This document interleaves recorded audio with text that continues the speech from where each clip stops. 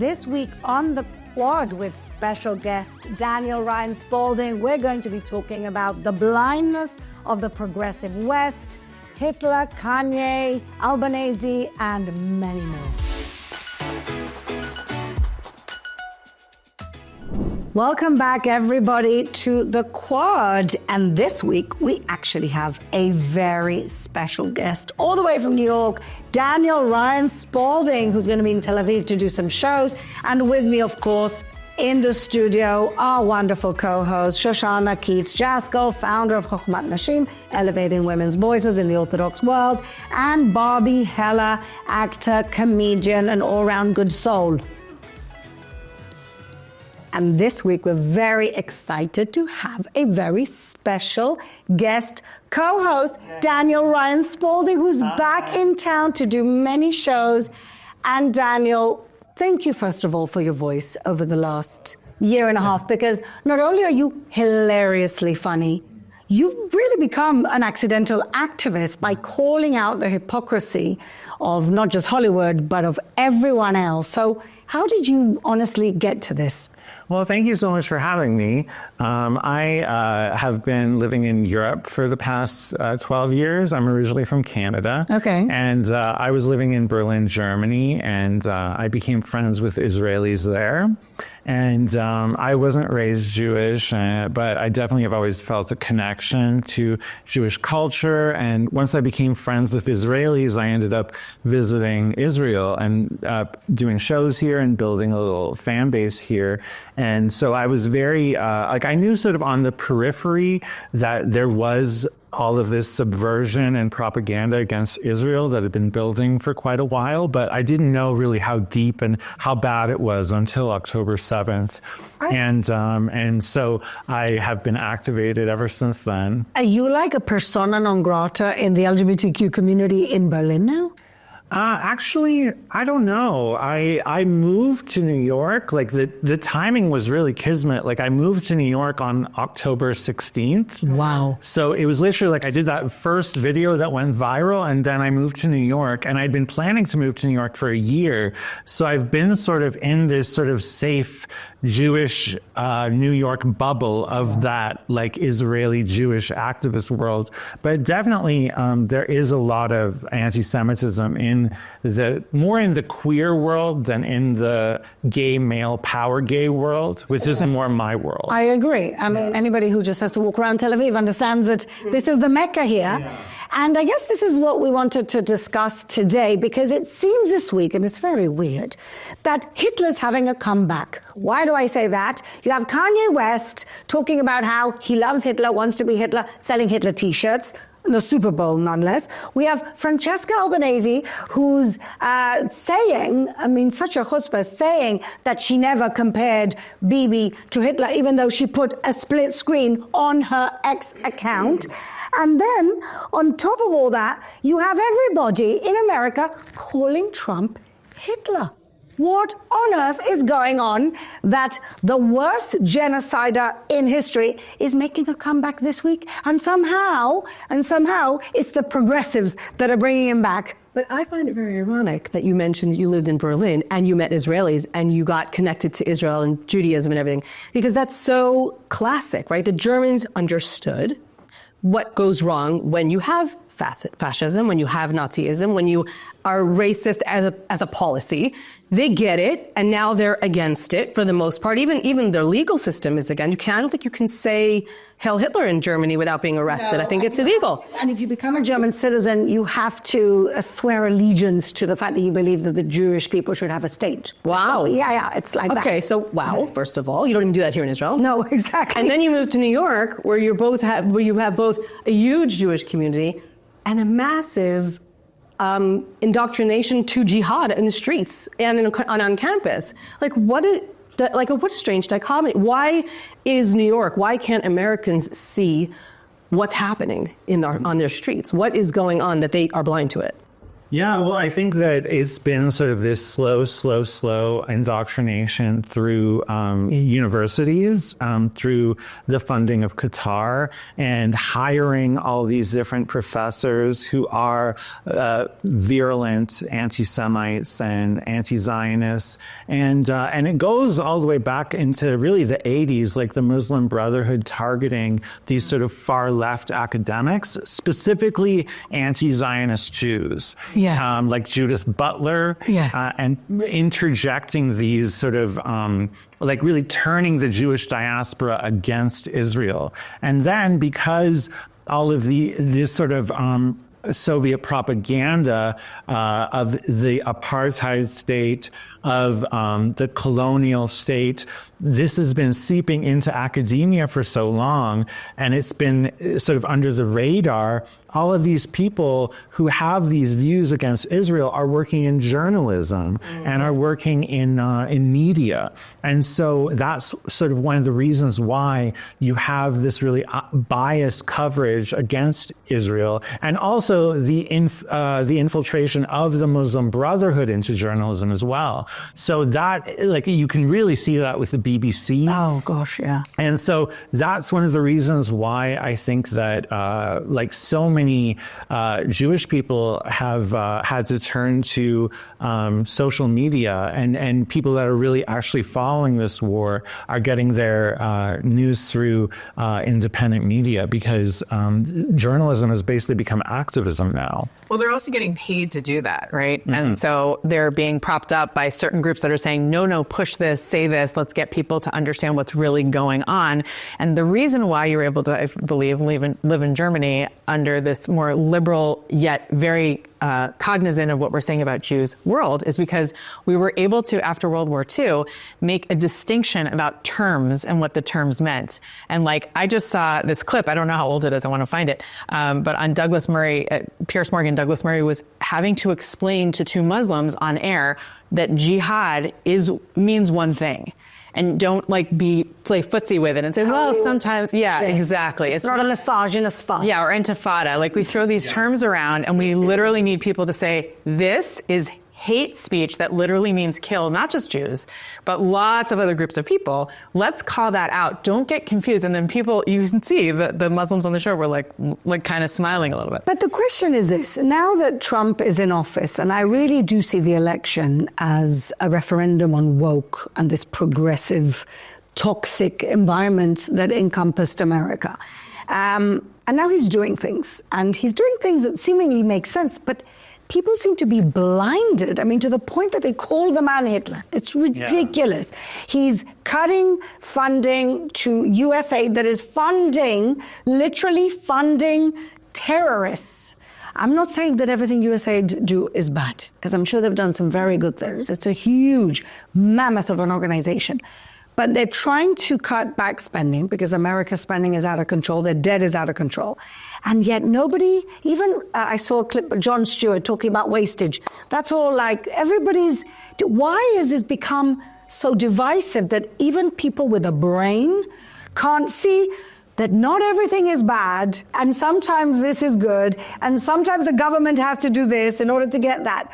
It's become so crazily, how do you say it? Completely polarized. Polarized, yeah. That's the word. It's because, well, one thing I wasn't aware of is that Americans really have separate news depending upon if you're a Republican or Democrat. Good point, yeah. And so, like, and really, like if you look at The View, like, there is no diversity of opinion there. It's called The View. Yeah, it's The View now. One view. Yeah, and really to be publicly outed as a Trump supporter or MAGA, or even to be friends with someone who's a Republican, like, you still face potential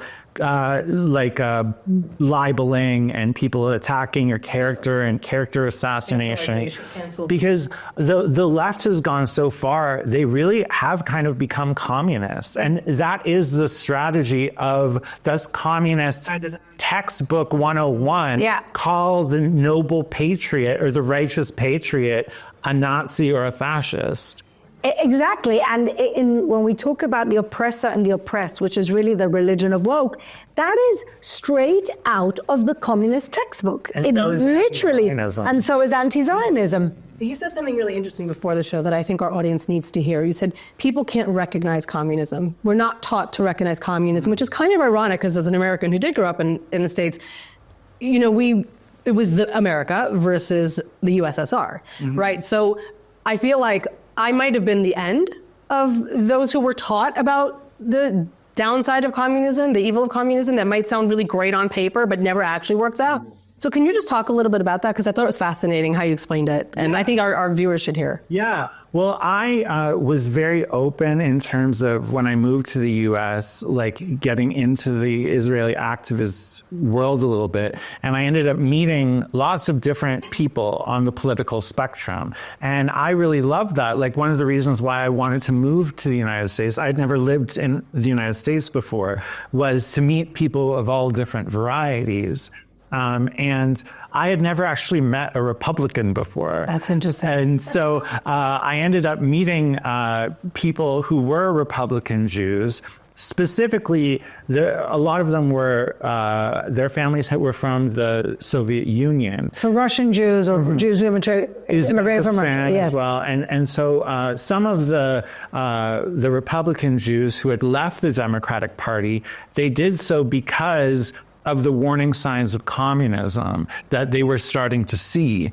And that's actually the reason why Roseanne voted for Trump initially, was because she wasn't happy with the way Obama had been handling Israel. And she could see the warning signs of the Soviet propaganda in academia, and from people that she was meeting in Hollywood. And we're always, especially because Jews, and also I would put gay men in this as well, we always we skew towards being on the left, and we want to champion good causes and help people. So we tend to know and recognize fascism and authoritarianism in the form of what you would consider a Hitler or a strongman sort of dictator vibe, but we haven't been taught how to recognize communism and the signs of communism. But the Uzbekistan Jews and the Soviet Jews, they could see it very clearly. I would say it's the same thing with the Persian Jews who can recognize Islamism and how toxic it can be. They know what female subjugation looks like. They know what these idiots on campus are saying, globalized Intifada. They know that because their country has been under that for 40 years. Yeah. And it's absolutely ridiculous. But this is kind of the fog that has encompassed this world. And then you have somebody like Trump, who is not typical in any way, shaking the box, as we saw that he did last week. Everybody had a fit because he said, we're going to have an alternative plan for Gaza. We're taking over Gaza.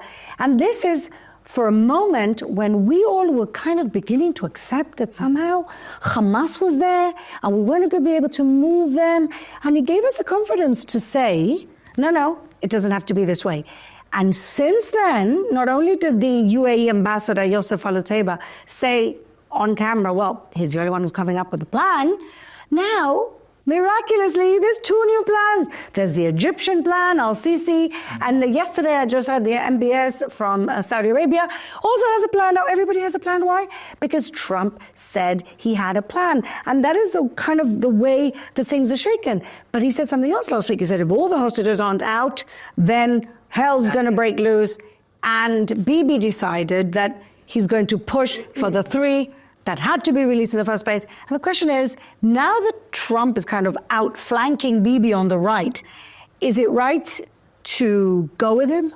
Or is it good to just like use him as that barometer to get things from a horrible terrorist group that could kill all the hostages in a heartbeat?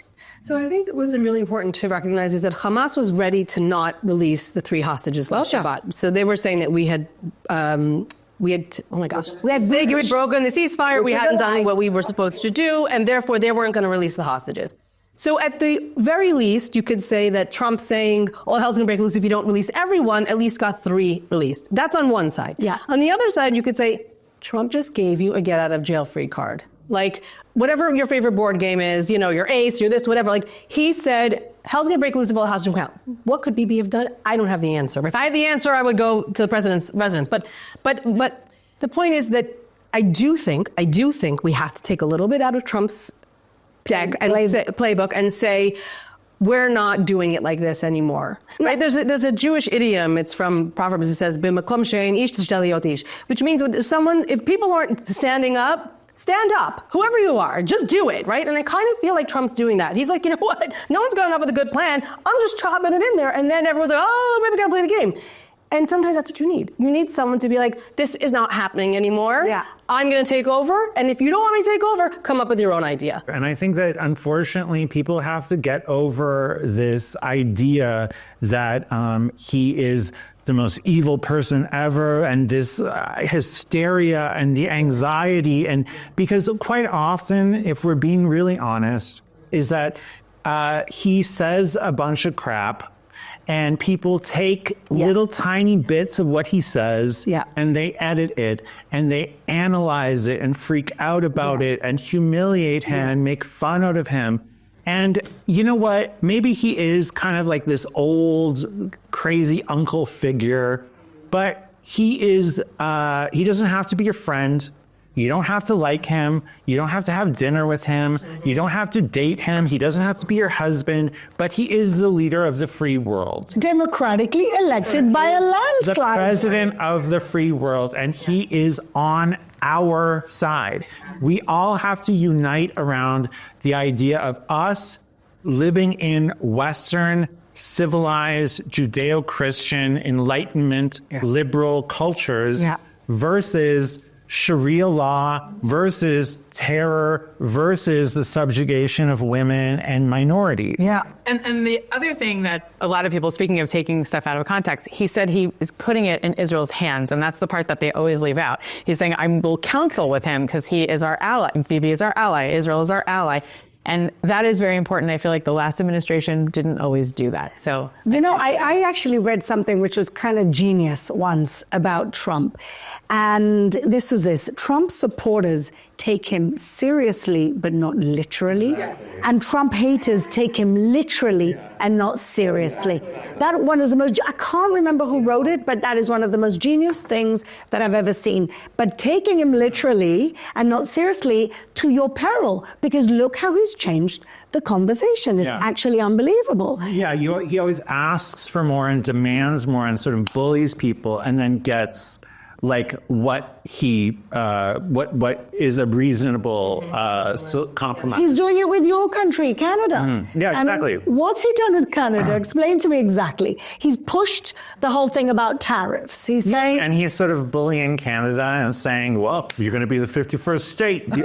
And really, what he needed was Trudeau to get the border secure and stop the flow of fentanyl. Because Trudeau, again, has become a communist. His brain has melted. Yeah. He's terrible. Terrible. And he's really destroyed Canada. But, oh my God, he's so cute and he has nice hair. He's like a prime. This is a level that people are at right now, where the frame of what someone looks like or the energy that they give is more important than the actual governing and the substance of what they're doing. Apropos Gavin Newsom, whose hair gel, he spends more on than he spent on water for the hydrants. Yeah. And, complete collapse of government in California.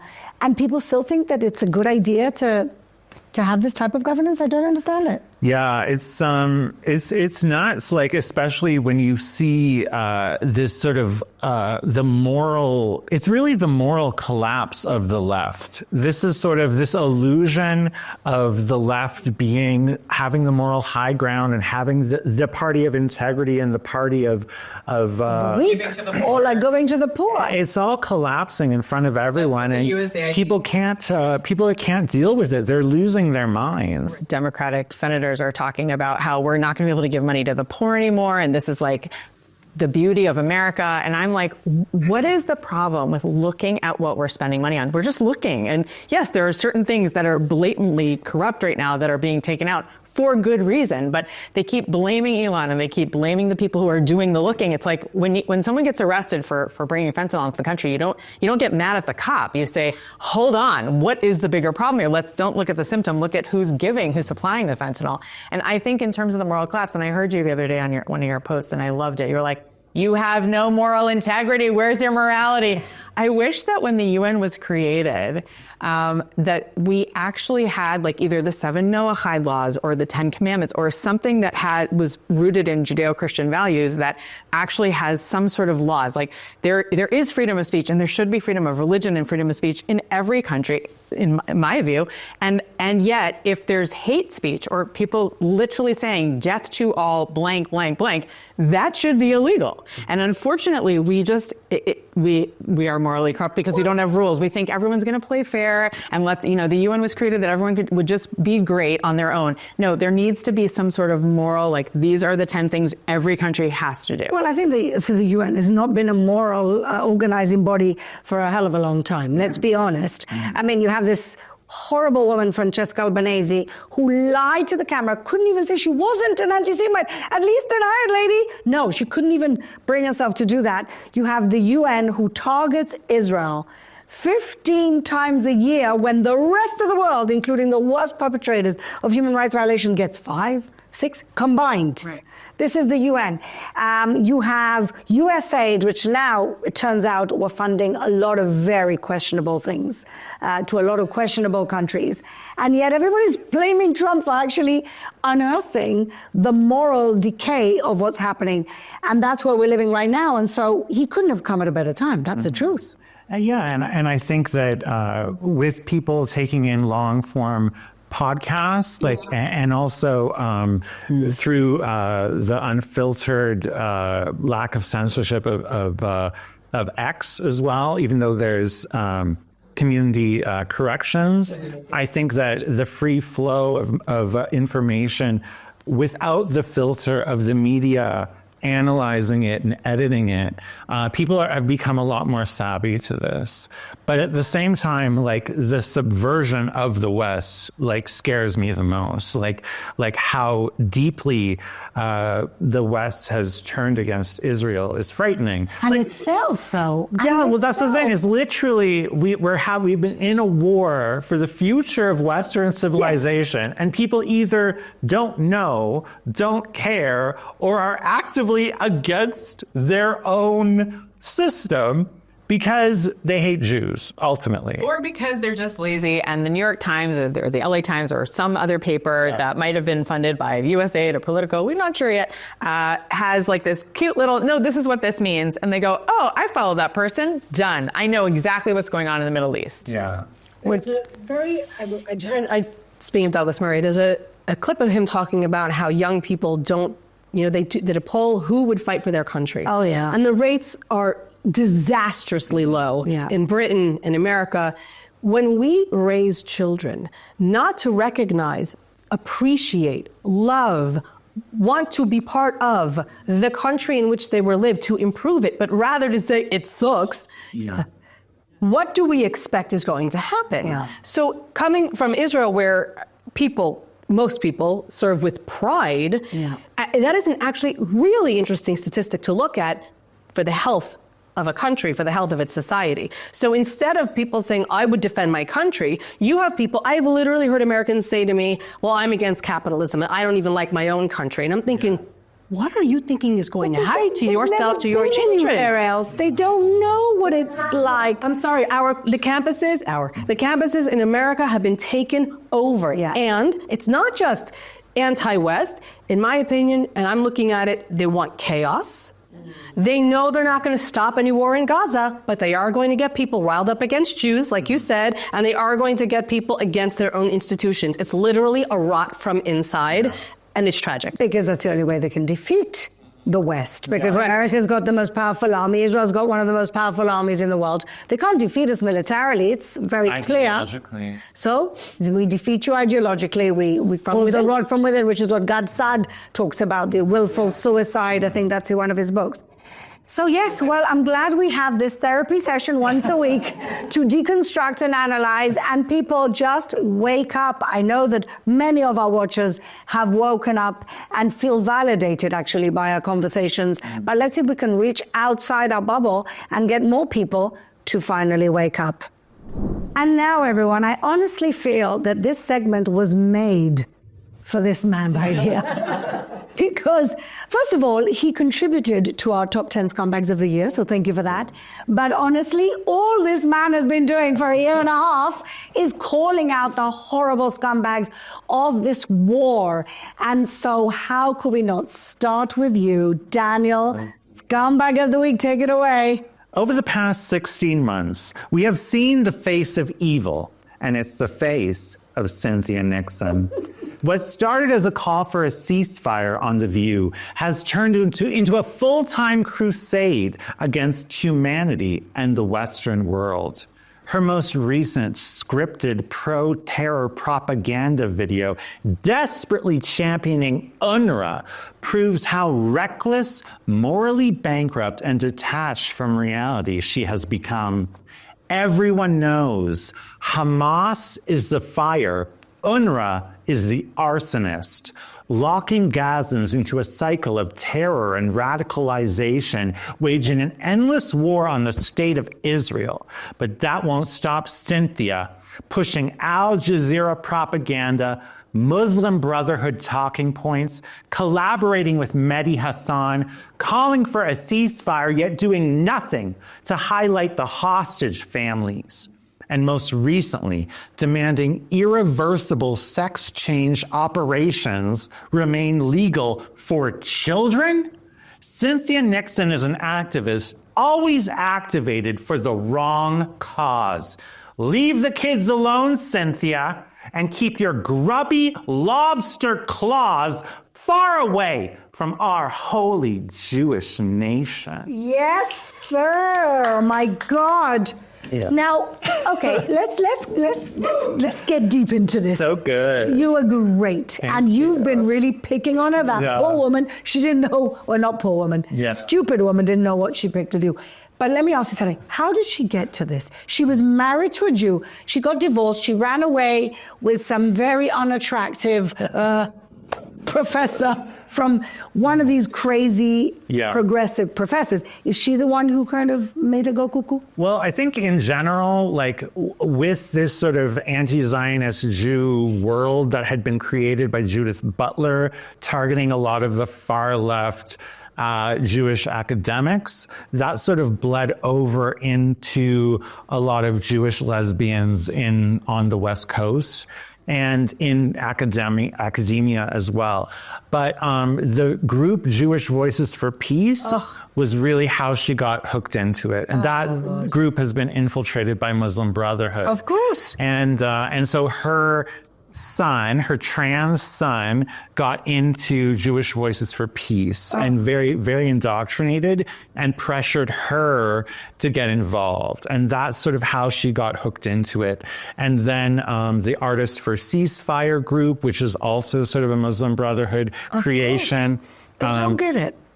That's how she got hooked into it. But it can't be doing any favors to her career, for God's sake. I mean, I've stopped watching reruns of Sex and the City, and I don't watch the new one and whatever. And I like Sarah Jessica Parker. I just can't bear to watch her anymore. Yeah, well, that's one of the reasons why I chose her as she's really the perfect target to help illustrate and help explain the propaganda, because she got hooked into it.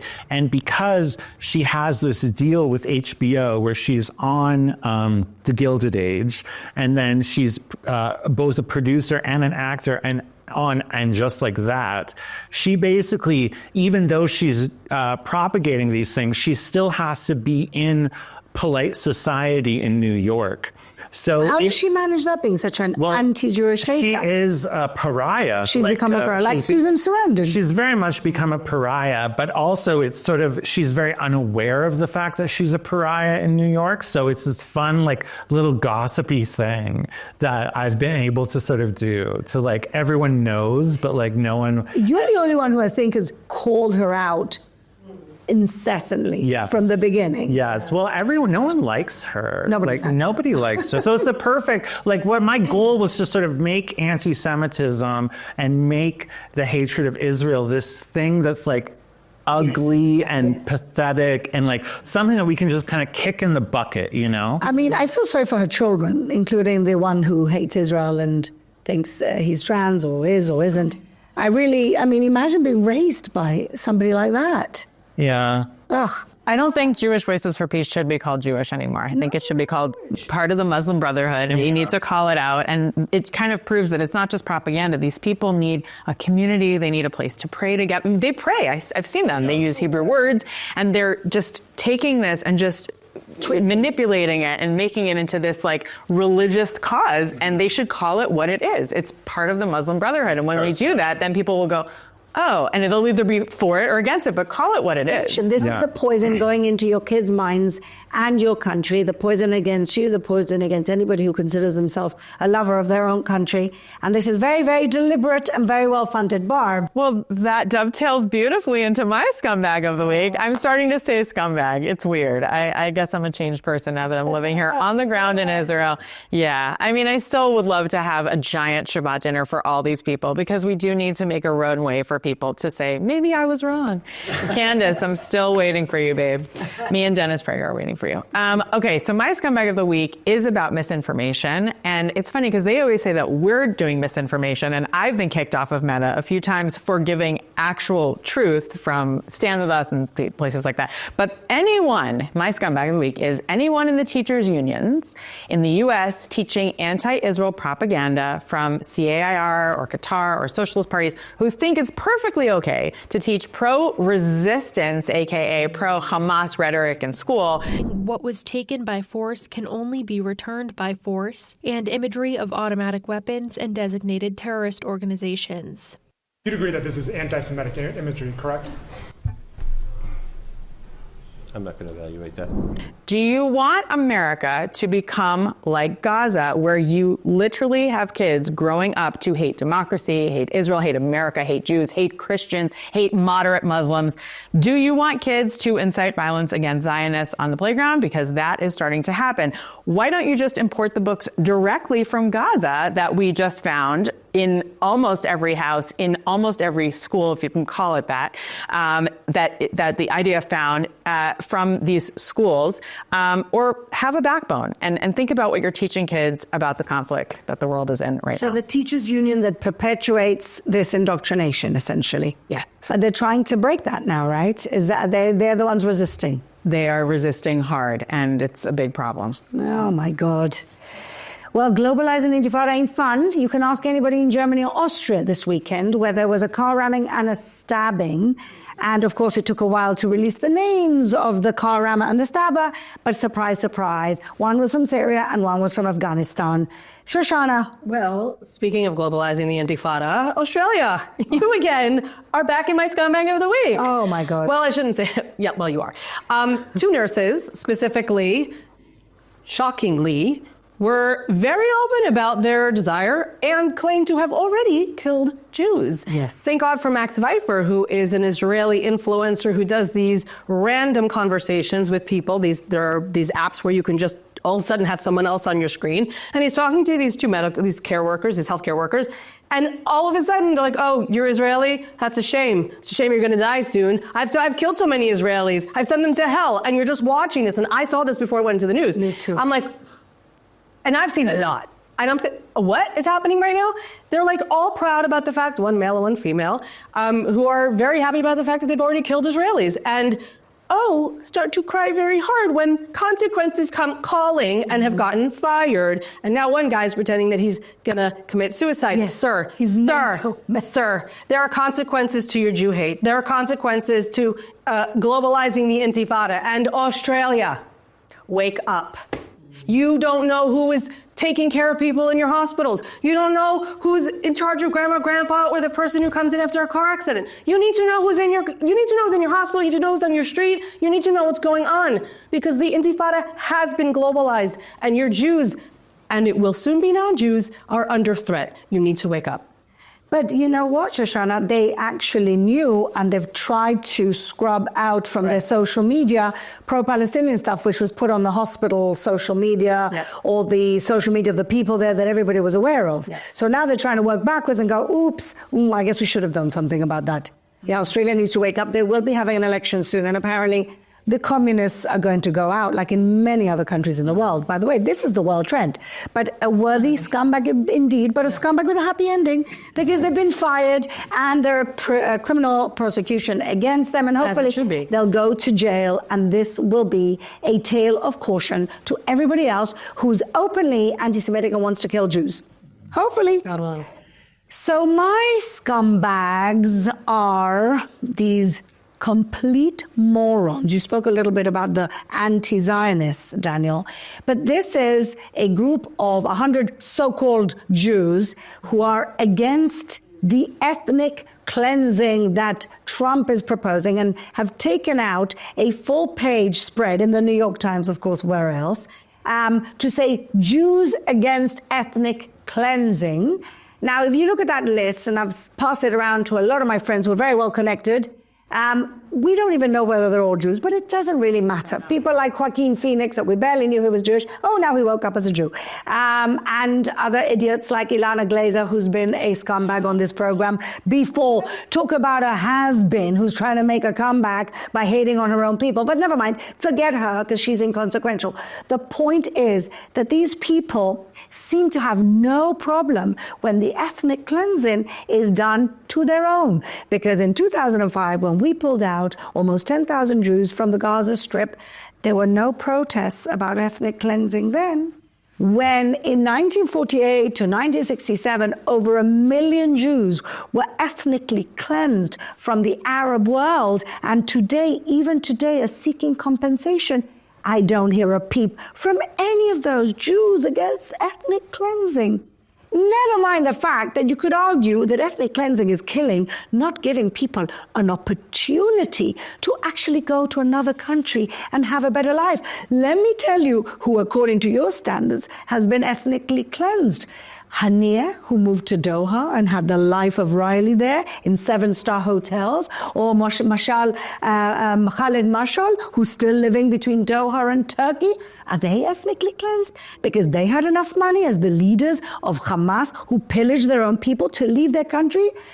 Trump wasn't saying let's ethnically cleanse. He was saying let people have a chance for peace and prosperity in a place which is not down to rubble. So you are selectively talking about ethnically cleansing. And of course, when it comes to your own people, you don't really care about ethnic cleansing, because you're up there in your little ivory elite tower just saying to the world, please, please, we want to feel loved and validated. We stand for the people who actually tried to ethnically cleanse our own people on October 7th. So the hypocrisy of you is ridiculous. Can't stand you. You should be ashamed of yourselves. And one day, maybe you'll wake up from this self-hating fog. I don't know. But Bob, I'm not inviting them for Shabbos. No way. You're my scumbags of the week. All right. But the rehab really comes when we talk about our heroes of the week, because that's when we put a little bit of balm to our damaged souls and think, you know what, for every scumbag, there's at least 2 heroes. So, Shoshanna, who's your hero this week? So, thank God we've been watching every week, hostages come home. And what's fascinated me is the parents, the families of the hostages, who are allowing us into those most extremely emotional moments. They're sharing it with us because they've shared the whole journey with us, right? They know that we're praying, they know that we're wanting to have them home, we feel like they're family. And I think it takes a lot to allow someone to see you at your most vulnerable. Yeah. There's one specific mother that I wanted to mention this week, Yelena, the mother, Truvanov, the mother of Sasha Truvanov, who is Russian, you're talking about Soviet, and she decided to go to the meeting place before Shabbat. She wanted to be there before Shabbat, so she didn't travel on Shabbat, and she would be there and wait for her son to come out. And she gave an interview, and she said that she had just finished saying this specific prayers called Tikkun Klali, which you say, I think it's 10 different Psalms. Ballistic thing, yes. You say it and it's, you ask for something specific. And she said, and she hadn't even finished the words and she gets the phone call from the IDF. She actually said, I saw the number and I said the last few words and then I picked it up to hear that my son was coming home.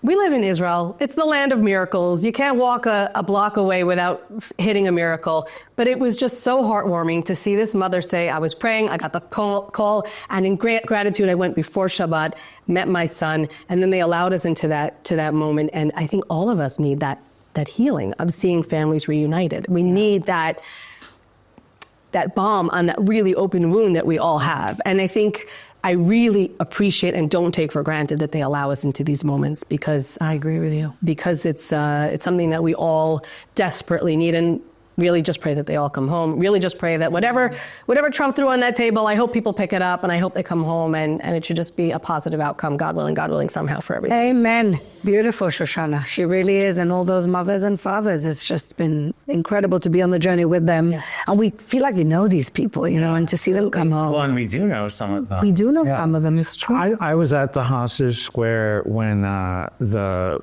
three men a few days ago came back.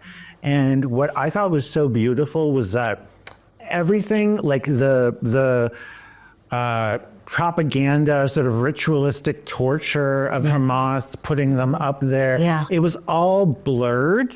They basically showed footage of them like in their past lives, and there was soft music. That's so and nice. Everything, like the actual torture of Hamas was sort of covered over the newscasters interviewing family members, and family members saying they're so happy that they're coming home, and footage of them being kidnapped just to remember what had happened. But the actual the vibe of everyone was very calm and very peaceful, to not further traumatize everyone. That's actually beautiful. It was. I was scared that maybe it would be traumatic to see them come back with everyone, but actually it was very calm. They played very soft music, and it was just this very sensitive. Amazing. It really shows you how much Israelis love their people. Oh, yes. This is 100% true. This is what you just hit the nail on. Yes, Israelis love their people, and they love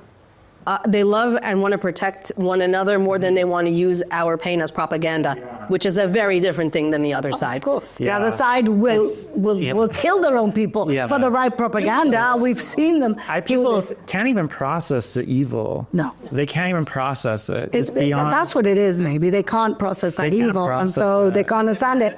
Yeah. Exactly. I'm part of a few groups on WhatsApp and on Instagram of influencers, if I could call myself that. I hope I'm influencing somebody out there for good. But Sagi.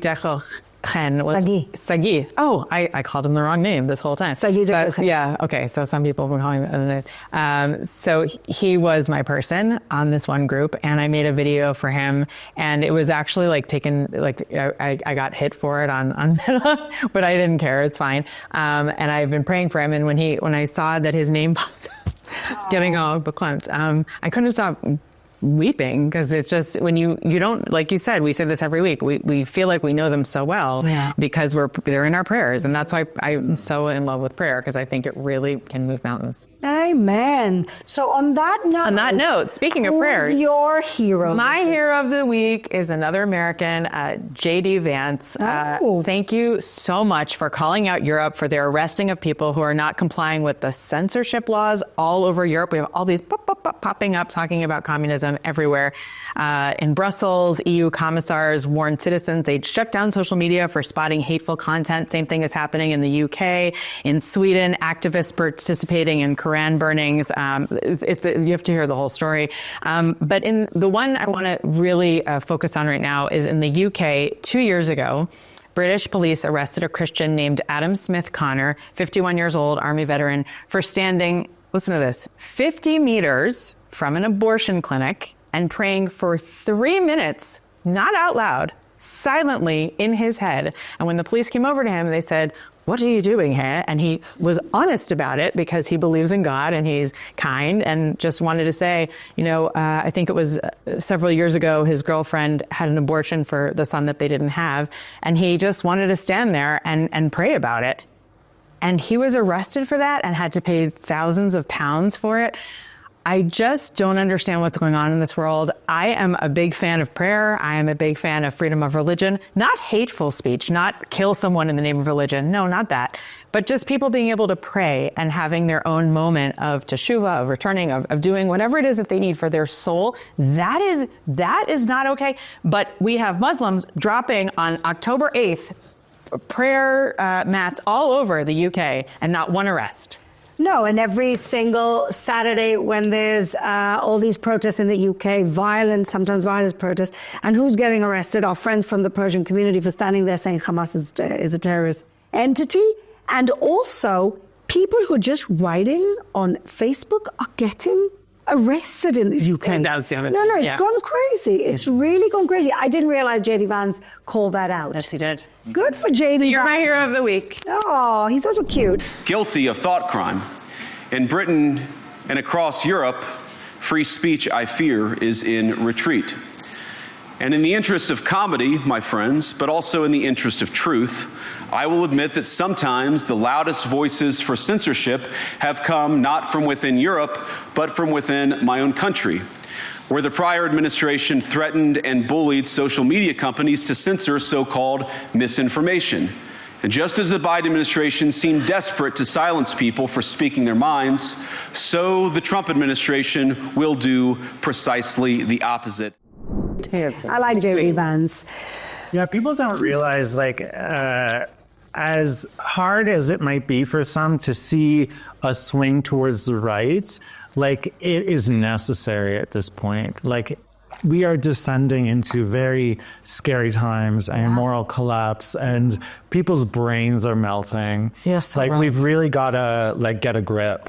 You're really call out to them what is morality. That's the thing. We have to start having those hard conversations about what's moral and what's live and let live and what is love and being kind to people and allowing them to have marriages. And, we have to get into the nitty gritty because it's time. And it doesn't have to be about necessarily religion. Exactly. Even if you don't believe in God, you have to believe in loving people. Yes. Exactly. If you love people, you must be against evil. Exactly. We have to be able to recognize what evil is. Exactly. Yes. And when you come up and say, rape could be resistance, depends on the context, that you've really gone down the wrong rabbit hole in a horrible deep end. So, Daniel, who is your hero this week? My friend Noam Bouskila. Ooh, tell us. So Noam is a wonderful, beautiful man. Oh my God, I love him so much. He is a father of 6, and he is a soldier in the IDF. He was stationed quite often in the north of Israel, guarding the Lebanon border throughout different times throughout the war. And he's also a musician, a guitarist, and sort of a bit of a troubadour. And he tours all throughout America and all throughout the world to different Jewish diaspora communities to spread joy and strength and give people strength. And I visited him the other day, yesterday in Upper Galilee. He gave me a tour of Svat, the city where the Kabbalah came from, And it was beautiful. He's such a kind man and very inspiring, so positive, and a great family man. And so I want to give him a shout out. Oh, was a worthy hero. I'm glad that you have a friend who's actually fought in the war and is an artist and yet, a family man. Girl, I've been with a lot of ideas. I'm sure you have. You know. That's why all those lesbians love Hamas. That's for a whole other show there, Daniel. But they've never been with an IDF soldier. That's weird. Lesbians and Hamas? Yes. Well, thank you for that, Daniel. You just confirmed what we all suspected in you. Exactly. All right. Now, I want to talk about this because this is something to talk about. My hero, okay? But I have to give the context. Context. Yes. A video went out last week, which was created by a guy who did an AI thing after the Kanye Super Bowl ad with a swastika and all that debacle. This guy put together an AI video of all of these Jewish celebrities wearing, it's a very cool video with like a little bit of a beat, you know, and celebrities giving up the finger in a t-shirt. And when I saw it, people were going crazy happy with this video. When I saw it, I just thought, well, it's very clear that it's AI because I've never seen a more buff Michael Bloomberg, who's 82 years old. He's like, and everybody else looks a little thinner, a little prettier than normal. I mean, not that I have anything, you know, to say against that, but it was very clearly AI. And people were going crazy. And I was like, this doesn't sit well with me, because why should we give credit to the people who haven't spoken against anti-Semitism, to the people who weren't completely outraged after that Super Bowl ad and didn't come out? Why are you giving them credit, putting them in a video and saying, oh, look at their answer to Kanye West? I mean, you could argue a lot about AI. And in fact, Scarlett Johansson came out and said, you know, I'm vehemently against anti-Semitism, but I don't like this AI stuff using my image. And in a way, I kind of agreed with her, but I said, well, why didn't you say something?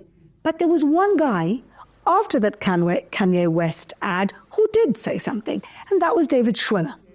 David Schwimmer, after that Super Bowl ad, which was outrageous, that Kanye West could pay, what was it, $20 million or $15 million, and nobody stopped it. The production didn't stop it. They didn't say, is it a good idea to advertise a swastika, you know, glorifying the man who killed not just 6 million Jews, but many other millions of people. The network allowed it. The network allowed it. None of those celebrities in that AI ad said anything except David Schwimmer. And so I just think that and he said it before that AI advert came in.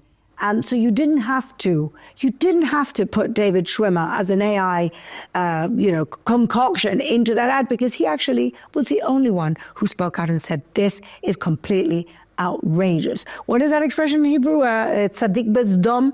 You know, where is the tzaddik? Where is the righteous man in Sodom? Where is the righteous man in the place where everybody's gone nuts? Well, I think that was David Schwimmer this week. But again, I just feel like, well, why did we give credit? Why did that, you know, it was a very cool ad. I would hire that guy to produce an ad for something else. But why give credit to the people who have not spoken out? Some of them did. Some of them on that ad have spoken out. You got Jerry Springer and Scarlett Johansson. Yes, they have spoken out over the course of the year and a half, but many others didn't. It's not enough. Like, I think this is one of the biggest, like, scariest things we've faced as a culture in a very long time.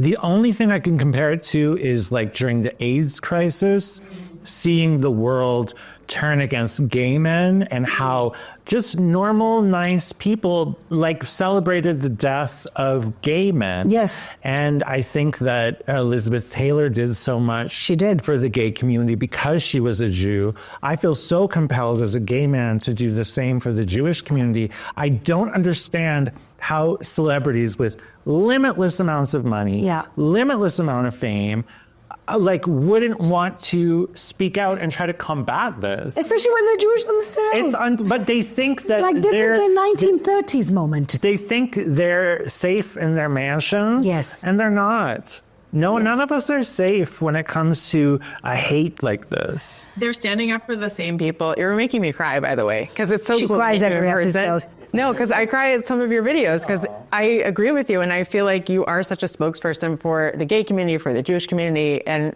the Jewish gay community. Where are you? Like, take a page from Daniel. I feel like yelling at Macklemore, that new video that came out, because he says in the first minute of the video, about the Gazan video or whatever, he's standing up for the Gazans. I'm trying to stand up for the innocent Gazans as well, or just the people who aren't so innocent that are losing their lives to the same people who are trying to kill us. He keeps saying, F the police, and what's happening in Gaza isn't right. Why don't you go to God? Do a concert there. Let me know how it goes for you. And don't bring any police. And also, don't have any police at your next concert. Let me know how that goes. Because your fans are all so moral.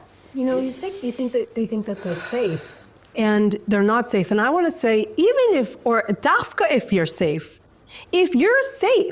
shouldn't you talk? Exactly. If you're safe and you don't think it's going to hit you, shouldn't you be speaking out? Isn't this what we're taught? Isn't that what my grandparents were survivors? They taught me more than anything else, you can't be a bystander.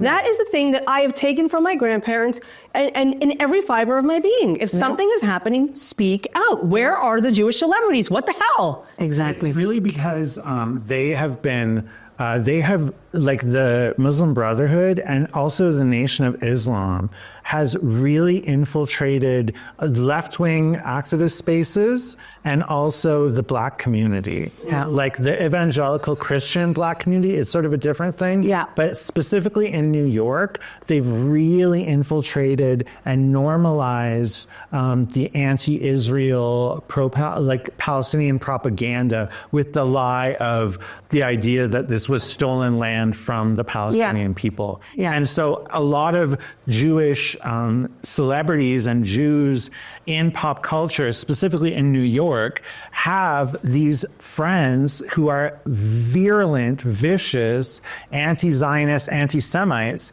and they're too scared to explain it to them and to speak out because the worst thing in America is to be seen as a racist. Yeah. Even though Jews, like their perception of Jews are the Ashkenazi Woody Allen type who makes you a bagel and is neurotic. Yes. That's their idea of Jews. Yes. They don't understand that it's a Middle Eastern tribe. Yes. They don't understand that it's not like a Black person could be a Jew, a white person, like you're all just Jews here in Israel. Yes. But this is like, they've created all this like DEI stuff and the oppressed versus oppressor dynamic. They're so caught up in it. And they don't realize that the Jews have been the most oppressed people of all time, but somehow have bought into the fact that now we are somehow that oppressor because we're too successful. And who gave you the success? Nobody. Everybody built it up from scratch when they came as immigrants, like everyone else. Yeah. And so it's ridiculous. But you know, Daniel, what's special about you is that you weren't a huge celebrity in your mansion, and yet you risked everything to speak up for truth, to speak up because you understand what it is to be a minority, speak up for other minorities, like you said. And so we are eternally grateful to people like us. You are our hero. Thank you so much, all of you, for being with us another week. And again, we pray, as we do every week, that by next week, whatever happens in the cosmos, in the universe, and God, with God's help, our hostages come back to their families. Thank you for watching.